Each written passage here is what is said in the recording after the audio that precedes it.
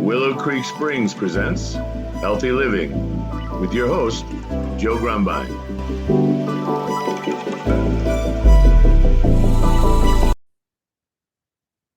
Well, hello and welcome to the Healthy Living Podcast. I'm your host, Joe Grumbine, and today we've got a very special guest. His name is Anthony Canillo, and Anthony is got a company called 5-to-1 Formulas, and I'm really interested in hearing about this because he's got a different sort of formulation concept than most of these types of companies do. He works with single herb, lab tested botanicals. And instead of having a whole lot of complicated formulas and all these different active ingredients, he goes right to the source. And Anthony, welcome to the show. I hope I'm representing your goodwill pretty well. You are. Thank you for having me on Healthy Living, Joe. Pleasure to be here. Yeah, absolutely. So before we get into the substance of what you do, I always like to hear from my guests, how did you get there? What brought you to what you're doing here?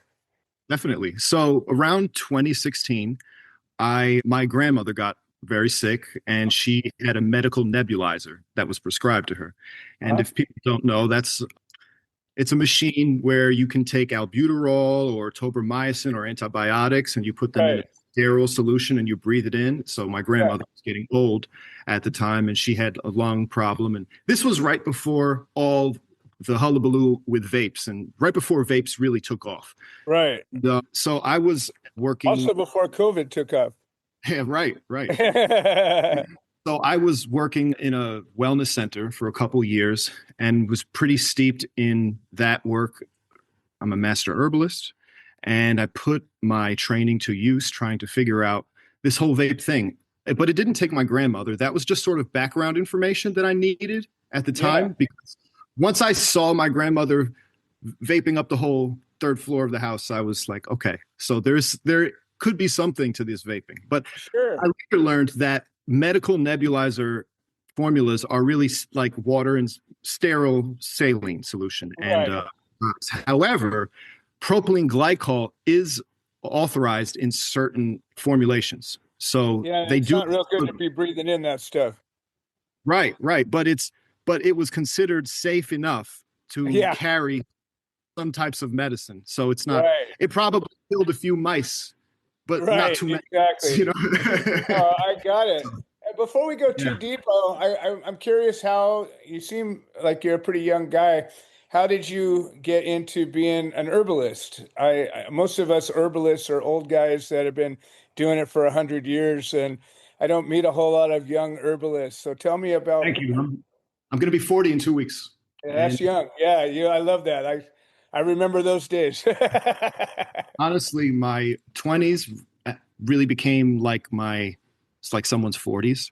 I had a not debilitating, but very annoying and sometimes painful nerve damage from my hands up to my armpits and my collarbones. And for years, I was going to physical therapy at early hours in the morning for a condition similar to carpal tunnel, when what I had was a neuralgia, and a bad one, and it lasted for years. So I couldn't really write with a pen at its worst. And it took a long time to get better, and it was very annoying.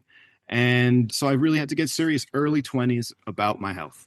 And I did, because I really wasn't trying to live with this thing for the rest of my life. I was a musician, and I like using my hands, and I'm going to use my hands. So. We all like that, right? It's a good thing. Good part about being a human. We get hands. Yeah, one of the best. It's interesting. We have a very similar background. That's kind of how I got into it in my 20s as well. And although I didn't have the comfort of the internet when I was in my 20s, but that was a similar issue, a medical condition that brought me to it. I didn't want to do all the stuff that they were trying to give me. It wasn't good. It didn't work. And I hated the way it made me feel. So you were smart. I believed it for a few years. Yeah. My dad was a doctor. I believed it growing up, but then once I came into my own, I was like, there's got to be something else out there. Yeah. It turns out there is. So about fathers, my dad and I started 5-to-1 formulas actually. Oh, Uh, nice. yeah, my Ah, father. So once vapes took off, 2017, late 2016, my father was very into it because he was very into cannabis, and okay. so his That's what's enthusiasm, up. which is fine. So his Yeah, enthusiasm with cannabis, and then my herbal enthusiasm were both in the kitchen enough nice. where we just, I don't know when it happened, but we were like, we got to make, like something that we can, my father and I guess I get it from him. We like to make things. Yeah. So we That's started cool. that. Thank you. We started that and we went through a few iterations of I learned how to make all types of vapes, the regular vapes, Yeah, yeah. yeah. And we settled on the simplest formula because Okay. everyone was doing the most. Everyone was doing complex stuff and they weren't testing. And it was just such an easy, such an easy void to fill, such an easy open lane. Or if they were testing, they were only testing for a handful of things. Sure. Right. Yeah.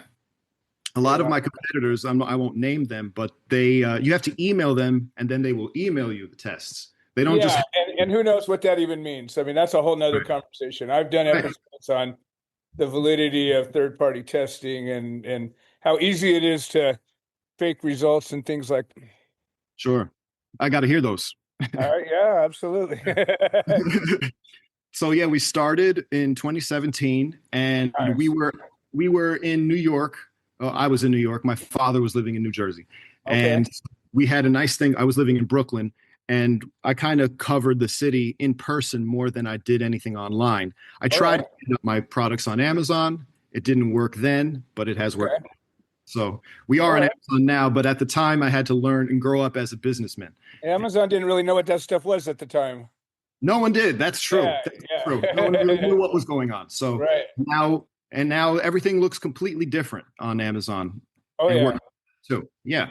So yeah, we stopped all operations right during COVID. COVID Okay. just screwed everything up and we Yeah. started 2024.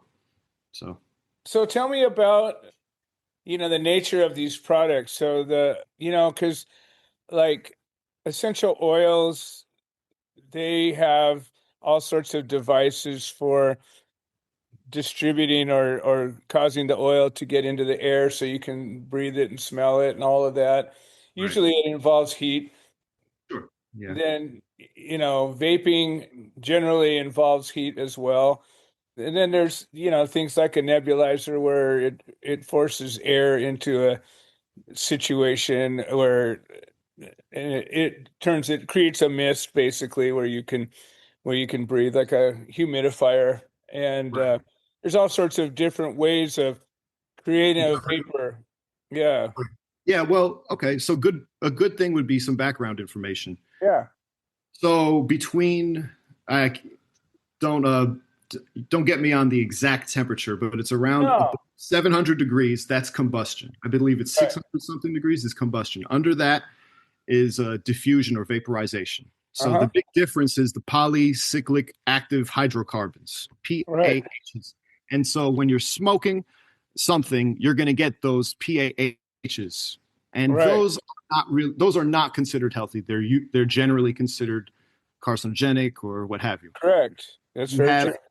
so that's the upper scale of the temperature range, and then the lower scale you have vaporization, and then you have to ask, well, what is the boiling point or the vaporization point of the substances I'm vaporizing? Right. And And that varies wildly. right, it varies between vegetable glycerin, which is a high point, and PG, which has a low point. Uh, Right. you do want a high point, a high vaporization point temperature, because you don't want the creation of byproducts. So Right. byproducts, yes, so byproducts occur at the right temperature and with a lot of ingredients. The more ingredients you add, the more byproducts you can potentially get. It's sort of like a soup. If you Right. add heat and add water, you may have a couple carrots, chicken, onion. But as soon as you add heat and water, you're going to actually get hundreds of little ingredients between the Sure. mixing of everything. So the Right. key is to vape. If you're going to vaporize something, you want to vaporize something as simple as possible. Right. You want to vaporize you want to create like an herbal tea, not a chicken soup concoction out of your. Right. And so you want to have it at low temperature, the lowest temperature possible. And, Okay. and so that's exactly what we did. We decided to take vegetable glycerin that's coconut derived and organic, and there are not many sources of that. No, I know. I make ozonated glycerin, and I use a very high quality coconut derived vegetable glycerin for it. And I haven't even been able to find it in large quantities. I get these small bottles, and I haven't found a source of it in a 55-gallon drum yet. Hmm. I can tell you after. All right, that's good. All right, we'll get to that. I love that. And yeah, and then we use one powdered herb. Okay. And it's so it's a simple process, and all of the other brands out there were getting trigger happy. Right. We could do lavender, but we could do vanilla lavender. But we can Right. also do cinnamon vanilla lavender. We can also do this. And then you have all the keywords you need to go and sell a bunch of bad products that are not tested. So No, for sure, for sure. So the products that you make are vape cartridges. no, they're like an all-in-one. Okay. Here. I'm trying to get my head around what we're looking at. Okay. This is eucalyptus, which was my favorite. Okay, so it is like a pod. Yeah, so it is a pod. Right. Okay. Sorry. Oh, yeah. So for those of you, this is an audio experience for most people. They're starting to put the video on it. I don't know if I'm going to get it. I capture the video in case I'm able to play it. But for those of you who are listening, there's all kinds of different vape cartridges, and they come from these gigantic things to little teeny pen-looking things. The pod is kind of a flat 1 inch by 3 inches or 4 inches, something like that, and it's got a little cartridge inside of it. Is that accurate? Almost. It doesn't have. It's one piece entirely. It doesn't have a cartridge that goes into it. Okay. It's rechargeable but not refillable. Got it. All right. 500, at least 500 pulls on it. Got it. You know that you're not vaping propylene glycol if you don't make huge clouds. If you have, and that's important to know in the market, because the market is very unsafe. Right. And a lot of products, they claim not to have PG, propylene glycol, Right. but they may have all natural flavors. Which could mean anything. Which could mean propylene glycol. And you always know because the mist is thick. Yeah. Now, the mist is thin. And that's what you want if you're deciding between propylene glycol and vegetable glycerin. Right. And so the purpose of the carrier or the PEG or the glycerin, whatever you're using, it causes the right consistency and the right potency of the herb. Is if you were to put just pure essentials oils in there, they would flash off too quickly and you get too much. Is that right? You're thinking about it well, but are you asking like how to get the highest concentration into the? No, I'm explaining kind of why you put these carriers in there. Like, for example, somebody might be going, well, why don't you just put the eucalyptus essential oil and do that straight up? Oh, well, that's not safe. I know. That's what I'm trying to get to. It's a concentration issue. You want to, it needs to be thinned out enough to where you're taking in to your lungs an amount that won't hurt you. Absolutely. Yeah. That's right. Yes. Right. It needs to be a substance that's safe enough that it's not going to cause harm in itself. And is it possible that you have the ratio so that not all of the carrier vaporizes and just the essential oils do, but in a more measured way? Or does it all vaporize?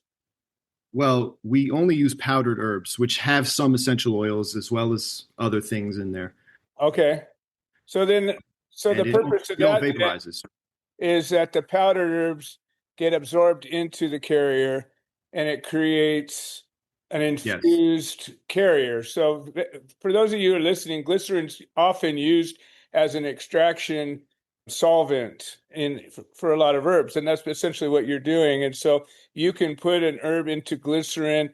Glycerin will absorb the value of the herb and create a different product out of just that alone. And then Yes. you can use it by itself, like you're talking about, or you can add it to something else as an ingredient. Right. It's a sweet sugar alcohol, so it has a light sweetness to it. When you Yeah. vaporize, it's very sweet when you eat it. You can actually ingest 300 milliliters of 3 shot glasses, roughly, worth of vegetable glycerin and only start to see symptoms. So, yeah, it starts to pull water out of your colon, and then you can start yeah. getting some irritation that way. But other than that, it's pretty. Yeah. It's no That's right. glycemic index. It doesn't. Your body doesn't treat it like sugar. It tastes like sugar, but your body doesn't treat it like sugar.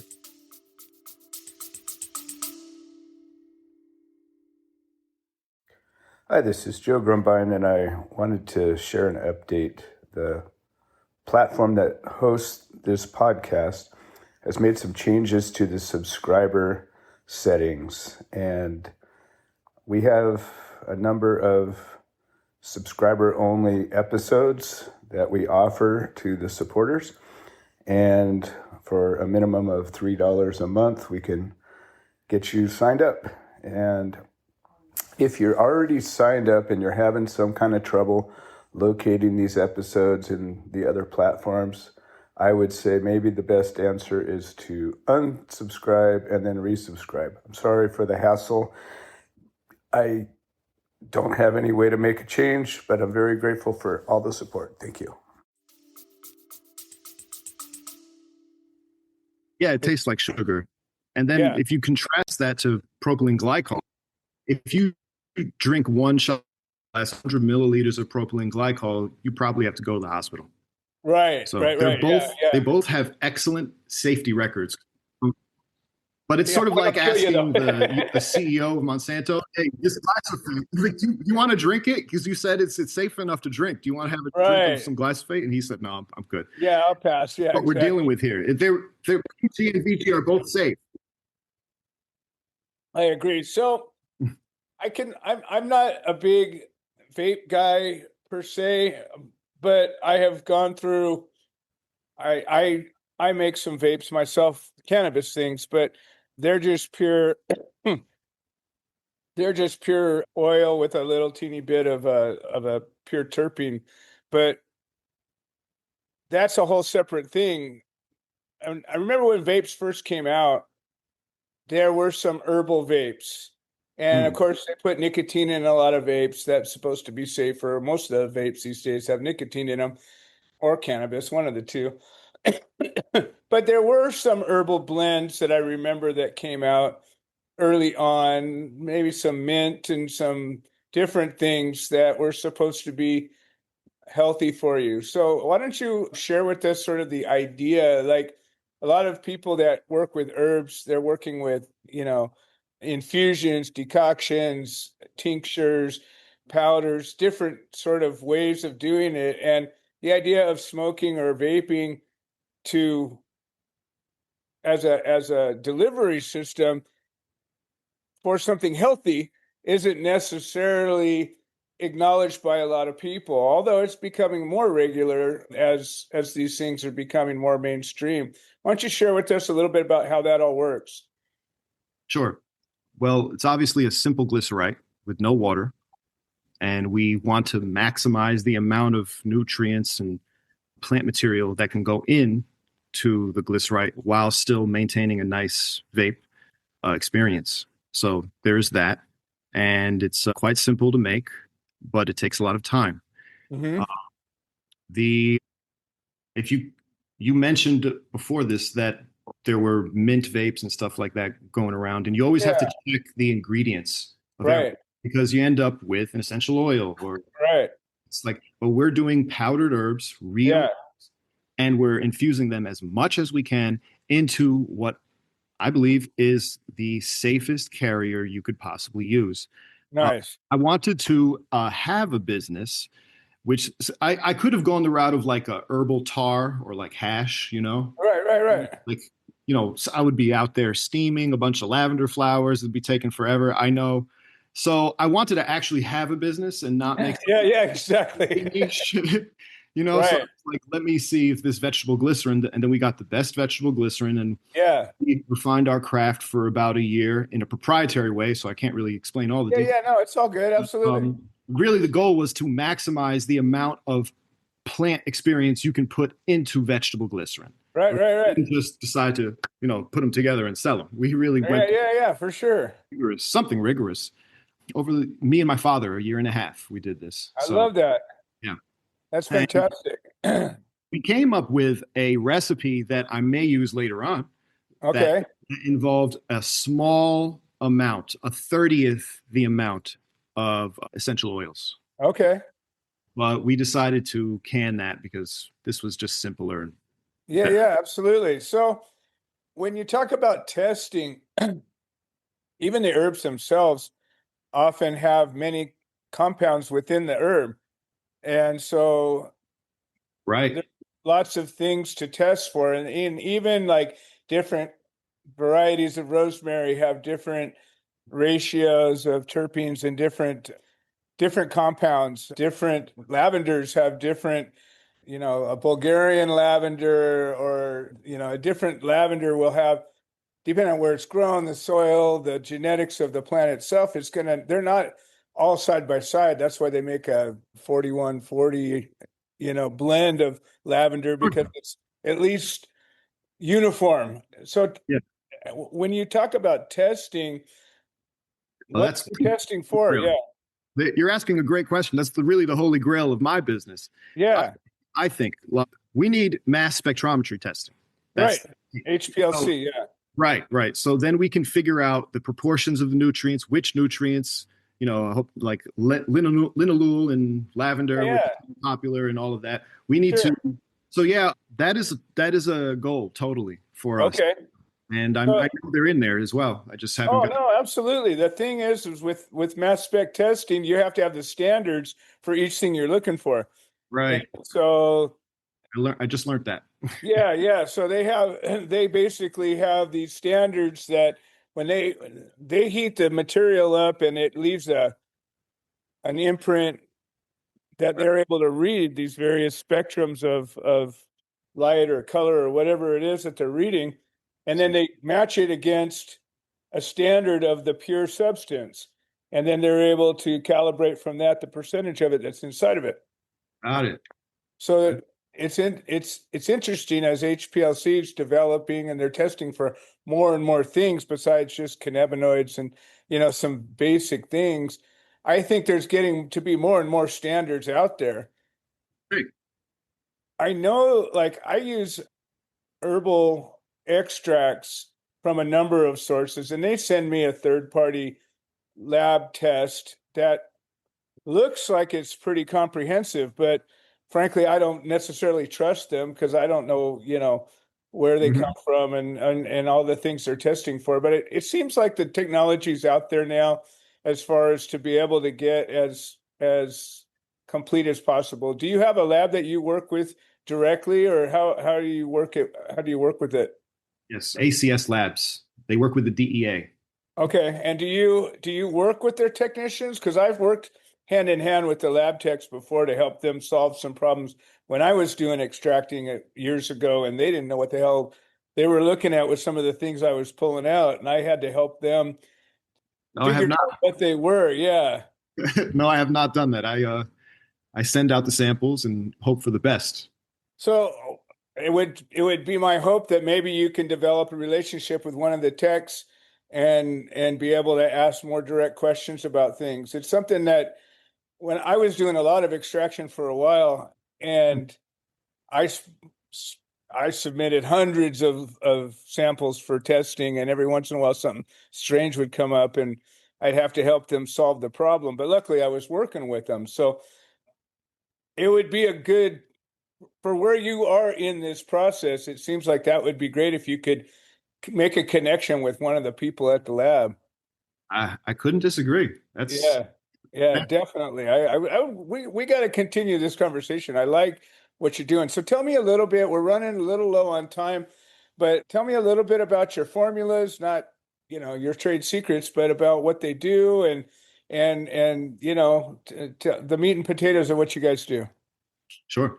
Right now, we have on Amazon Palo Santo, yerba mate, eucalyptus, which is coming this week, Nice. mullein. Mullen's fantastic. I work with Mullen a lot. Yep. We even have on the label, it has hardly any taste. Faintly, Yeah. Mullen doesn't taste like much at all. doesn't taste like anything, but it's a big seller because people understand what it is. It's fantastic. Yeah. It's I use it extensively in one of my decongestion formulas. Excellent. Yeah. I have stuff like that in my kitchen too. I love that. I love it. Yeah. A mullein and lavender, chamomile flower. We use English. Nice. Yes. And that's it. And then the rest of them on our website, we have valerian root, anise seed, and vanilla bean. Okay. Yes, and we're gonna add wild cherry bark too. That's coming Nice. in a few months. So are you laying out sort of the reason why they would take these? I mean, I know you get with supplements and that sort of thing, you got to be a little cautious about making medical claims and things like that, but clearly some of these herbs you're working with have desired effects. Do you Right. how do you reckon with that? Well, we also have a mugwort. That's the one that I forgot, and I'm glad I forgot it. So, Yeah, people use mugwort for all kinds of interesting things. yes, yeah. I usually get people need the restocks quicker than most for the I'll mug. bet. I'll bet. Yeah, it's supposed to be a good anti-parasite. On top of other various and sundry reasons.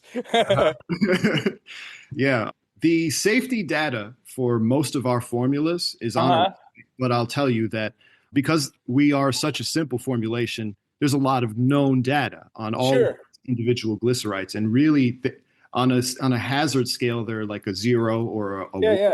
The only one that is a 2 on the hazard scale, I didn't know this at the time, was valerian root. Apparently, it's an eye hazard. So if the Oh, vape interesting. formulates, if the glycerite of valerian root gets in your eye, it can be a serious problem. Okay, I didn't know that. I Yeah. love doing this show because I learn new things all the time. Excellent. Yeah, yeah, I'd learned it too just a few months ago. And so, Interesting. Well, I will be very careful when I work with my valerian powder, that's for sure. Although I wear glasses, so usually I don't have a problem with that, but you just never know. Sometimes you rub your eyes and it could strong, probably yeah, be not a good strong idea. smelling herb too. Yeah, yeah. So do you talk about in any of your literature, like why you would take these things? I mean, you've got chamomile and valerian that obviously would help to relax you, and you've got eucalyptus and mullein would be good for your lungs. I mean, there's all these different reasons why you would take them, but do you talk about that in your literature? I try to stay away from making claims, obviously. Yeah, I really do believe 100% that you're getting a light botanical experience of the plant. I love it. That's I it. love it. Yeah. Well, I am really pleased with what I'm hearing. You're the first person who's come on this show, and I've done the show for 3.5 years, and I've had over 300 guests. And oh no, sorry, I've had over 200 guests, and I've done the show for 3.5 years, and I've never had anybody that does what you do. So, congratulations! And it's impressive work. I like the way you think. I like there's being an herbalist. People like you think to yourself, well, what does that even mean? Somebody who works with plants. And it Yeah. can go in 1,000 directions. It's such a gigantic field that, you can narrow yourself down to, something like what you've created, a product that's unique. And I do a lot of different things depending on what people need. I work with the people and I try to, formulate things that meets people's needs. But it's really neat to see somebody that's really working in a field that I haven't seen explored. So that's fantastic. I'm going to investigate your stuff and look into it a little deeper myself. If you had one thought to leave our listeners with, what would that sound like? I will have to say, read your ingredients. I love that. I love that. That's so important. More and more people are, you Yeah. know, more and more people are. As the cancer rates go up and the Aaron Brockoviches get more and more, and people are like, hey, wait a minute. Yeah. You Yeah. know? I think this, I would actually say this instead. You have to try to stay healthy in this world. Yes, it You ain't can't gonna just happen not on its try. own. Yeah. Now, for sure, that is great advice. And so tell us again, Anthony, how do we find you, your products? Tell us all the contact information. 521formulas.com, spelled out 521 formulas at Instagram.